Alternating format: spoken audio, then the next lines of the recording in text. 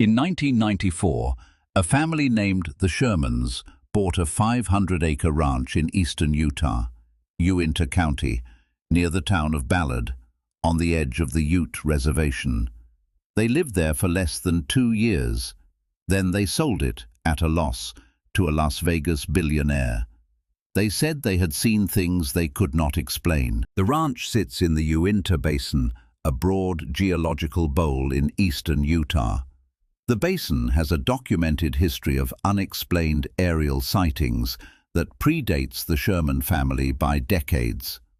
A plant physiologist named Frank Salisbury, based at Utah State University, catalogued more than 400 reports from local witnesses across the 1950s, 60s, and 70s. He published them in a book called The Utah UFO Display in 1974. That earlier record matters.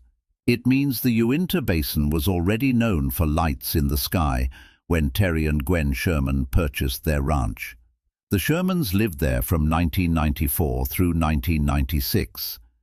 In interviews they gave to the Deseret News and later to other outlets, they described cattle mutilations, unexplained orbs of light, and disturbances in and around the family home. In September 1996, they sold the property to a company owned by Las Vegas real estate developer Robert Bigelow. Bigelow had founded a private research organization the year before. It was called the National Institute for Discovery Science. The National Institute for Discovery Science, known as NIDS, took possession of the ranch in the fall of 1996.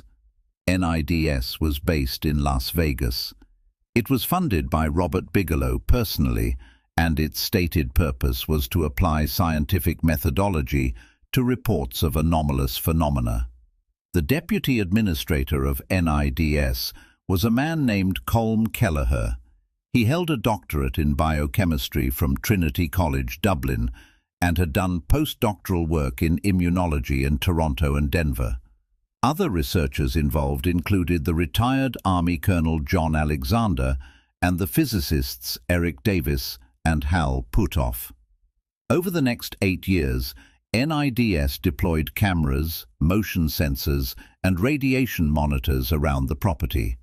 By its own account, the group documented anomalous events: camera failures, instrument spikes, witness sightings of orbs, humanoid figures, and unexplained lights. By its own account, the group also acknowledged something else. Colm Kelleher himself has said publicly that the physical evidence yield was thin. NIDS was formally disbanded in October 2004. It published no peer-reviewed papers on the ranch. Its instrument datasets have never been publicly released. In 2005, Kelleher and the investigative journalist George Knapp published a book called Hunt for the Skinwalker. It was released by Pocket Books, an imprint of Simon & Schuster. It became the primary public account of the NIDS era at the ranch. The book is written as narrative. It describes the incidents witnessed by the Sherman family, by NIDS staff, and by consultants. It does not include the raw sensor data. The name of the book and the popular name of the ranch deserve one careful note. The term skinwalker is not a Ute word. It comes from Navajo religious tradition, where it refers to a specific kind of harmful medicine practitioner. The Ute Indian tribe, whose reservation borders the property, has no documented pre-1994 tradition naming that parcel of land. Betsy Chapoose, who serves as the Cultural Rights and Protection Director for the Ute Indian tribe, has publicly said she has no personal knowledge of any Navajo curse on the ranch. The book's title is a journalistic overlay, not a tribal designation. So what actually holds up under scrutiny? The purchase records are real. The Sherman family bought and sold the ranch. The Deseret News interviews are on record.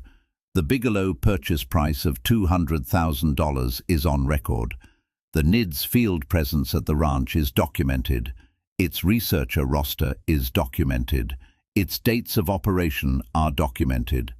What is not on the record is the underlying instrumentation data. NIDS never published a peer-reviewed paper. It never released its sensor logs to independent scientists.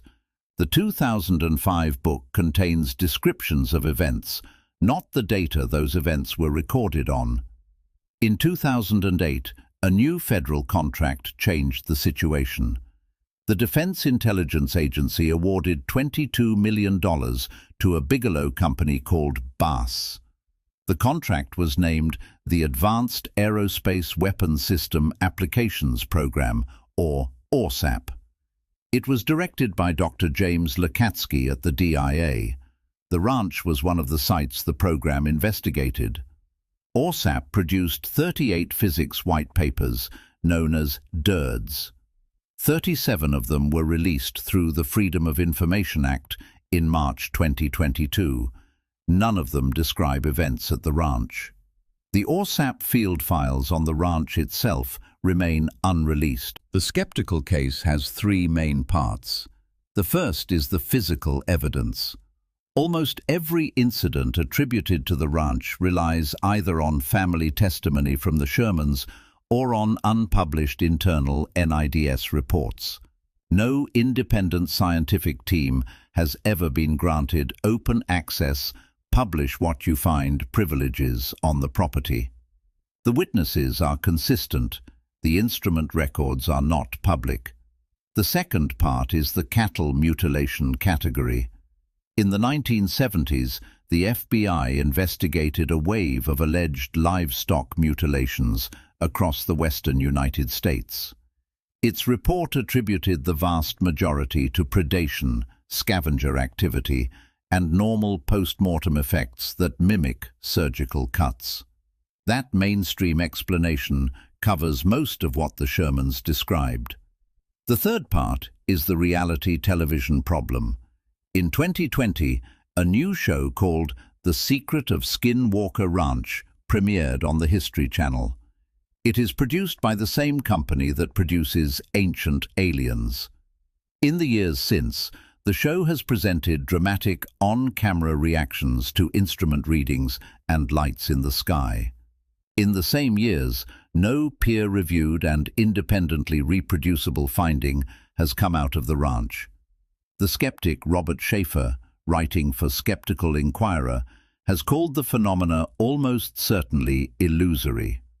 In 1996, the magician and investigator James Randi awarded Bigelow's NIDS a Pegasus Award for what he considered credulous paranormal research. Not every single incident on the ranch has a conventional explanation. What is honest to say is this. In more than 30 years of investigation, no dataset has been released to the public that would let anyone outside the ranch itself confirm or falsify the extraordinary claims. Robert Bigelow sold the ranch in April 2016 to a Utah real estate executive named Brandon Fugel. Fugel is the chairman of the Utah offices of Colliers International.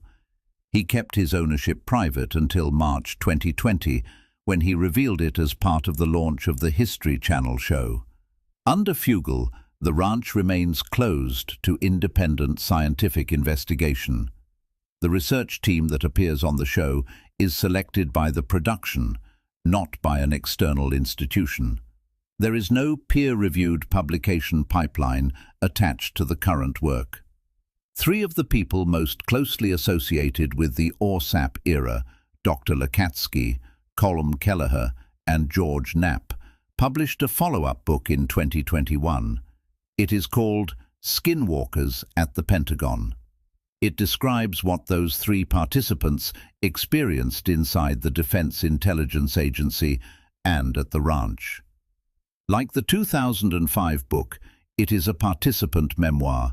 It is not a released government document. The Skinwalker Ranch case sits in an unusual place in the paranormal record. The names attached to it are unusually institutional. A billionaire real estate developer with an aerospace company, a doctorate-holding biochemist, a retired Army colonel, 2 physicists, a congressionally funded Defense Intelligence Agency contract, a serving DIA program director. Almost no other paranormal investigation carries a similar credential list. And yet, the instrument records from the NIDS era have not been released. The AWSAP field files on the ranch have not been released. The current television show is not producing peer-reviewed physics. What the public actually has is testimony from the Shermans, from NIDS staff, from AWSAP participants, from the researchers and reality television investigators working the property today. Testimony from credentialed people is still testimony. The question worth sitting with is a simpler one. If a Pentagon-adjacent research program spent $22 million over 4 years investigating aerial phenomena, and one of the sites they investigated was a private ranch in eastern Utah, what would it take for that program's actual data to see daylight?